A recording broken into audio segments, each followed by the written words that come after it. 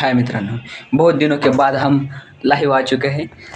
1.5 साल हो गए। 1.5 साल पहले हमने भी एक बार रूम साफ की थी क्योंकि लक्ष्मी हमें दर्शन ही नहीं दे रही थी। आज फिर ये बनने से भी मेरे साथ है और आज भी हमारे पास पैसा नहीं है। तो फिर से हम एक बार हमारे रूम साफ करेंगे। पूरा कचरा 1.5 महीने से रूम पर पड़ा हुआ था। आज बाहर फेंक के आएंगे।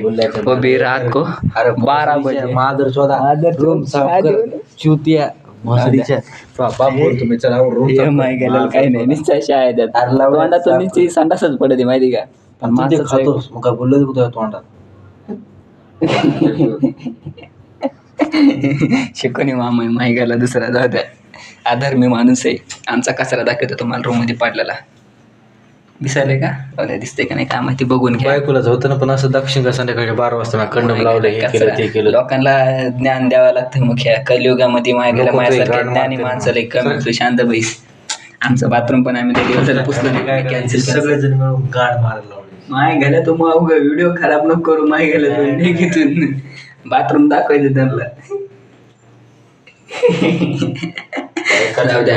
आधर्मी माणूस 12:30 वाजले. आम्हाला लक्ष्मी रूम मध्ये आणायची म्हणून ते रूम स्वच्छ करावं लागते. कसं आहे अस्वच्छच्या जागेवर लक्ष्मी वास करीत नाही म्हणून ठेवतो. संध्याकाळी 12 वाजलेले. बाय.